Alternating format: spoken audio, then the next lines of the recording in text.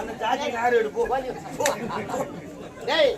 கருத்து முடி நாம ரெண்டு பேரும் தான். நம்ம ரெண்டு பேரும் இருக்கோம். எங்க போய் எந்த நாட்டுல இல்லாத கருத்து முடிவு எங்க கண்டுபிடிப்பான்? எந்த கருத்து முடி கண்டுபிடிச்சு கொண்டு வருவான்? நம்மள ஒண்ணும் பண்ண முடியாது, ஆட்ட முடியாது, அசைக்க முடியாது. அதானே நாம கருத்து முக முடி என்பது அவனுக்கு என்ன தெரியும்? ஒண்ணும் தெரியாது. போலாம். நாடே தேடுற அந்த திருட்டு பசங்க நீங்க தானா? பூவே, நான் உன்னை பார்த்து பேசுறேன், நீ என்ன பார்த்து பேசுற. பின்னாடி அவன் நிக்கிறானே கருத்த முடி நாம சொல்றமே, இது யோசிக்கணும் இல்ல? நீ அவன் கருப்பு ட்ரெஸ் போடுறது தெரியல, கண்ணுக்கு தெரியல. ஒரு ஐபுகள் நம்ம ரெண்டு பேரும் தெரிஞ்ச விஷயம் உனக்கு தெரிஞ்சு போச்சு. அவன் எல்லாம் பேசக்கூடாது, அண்ணா அவன் எல்லாம் பேசக்கூடாது. எவ்வளவு பெரிய ஆளா இருக்கட்டும், சொத்து பத்து பணம் காசு எவ்வளவு பெரிய ஆளா கூட இருக்கட்டும், நம்ம ரகசியம் மத்தவனுக்கு தெரியாதவர்கள் மத்தவன் நம்மளுக்கு அடிமை. எப்ப நம்ம ரகசியம் இன்னொருத்தர் தெரிஞ்சு போச்சு அன்னிலிருந்து அவனுக்கு நம்ம அடிமை.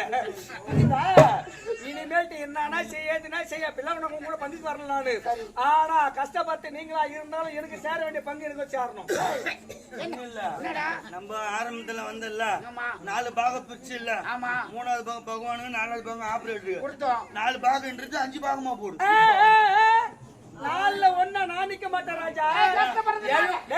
7 வீடா இருந்தா போனமா நான் தான் இருக்கணும், கல்யாண வீடா இருந்தா மாப்பிள்ளை நான் தான் இருக்கணும். அதுல 300 மந்தா உதாரணத்துக்கு சொல்லட்டுமா பங்கு எப்படி பிரிக்குது?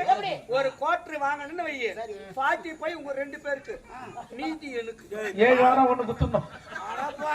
பாதி போய் வாங்கலாம், இன்னத்துல குடிக்கணும். யாருன்னா எதனா பங்குடுங்க, எனக்கு ஒரு புல்லா கொடுங்க. அவ்வளவுதான்.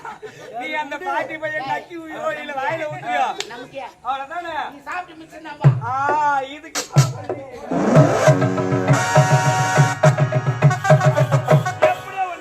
திருமணம் முடிந்தது. இருந்தாலும் இன்றோ முதல்வர் என்று எடுத்துரைத்தார்கள். என்னென்ன ஏற்பாடு செய்திருக்கிறாங்க இதுவரைக்கும் ஒண்ணுமே தெரியல. திருமண நல்வாழ்த்துக்கள். நன்றி. குங்கராகுசன். ஆங்கிலம் தெரியாது. கல்யாணம்னா சாதாரண ஒரு விஷயம் கிடையாது ஐயா. எங்கேயோ பிறந்த ஒரு பெண்ணு, எங்கேயோ பிறந்த ஒரு ஆணையோ பெரியோர் மூலமா நிச்சயம் செய்து திருமண விழா ஒன்று ஏற்படுத்தி கணவன் மனைவி என்ற பந்தத்தில் ஈடுபடுறாங்கனாக்கா வாழ்க்கையில் ஆணுக்கு பெண்ணுக்கு நடக்கக்கூடிய முக்கியமான ஒரு முறை நடந்தாதான் அதுக்கு திருமணோட பெருமை. பலமுறை நடந்தா அதுக்கு பேரே வேறையா. கல்யாணம்னா சாதாரண ஒரு விஷயம் கிடையாது.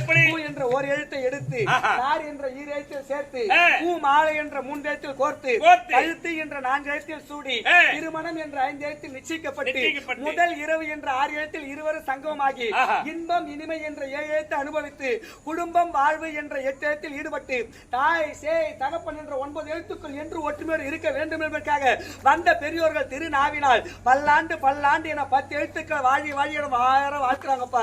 அந்த வாழ்த்தாந்து மேய்க்க வேண்டும்.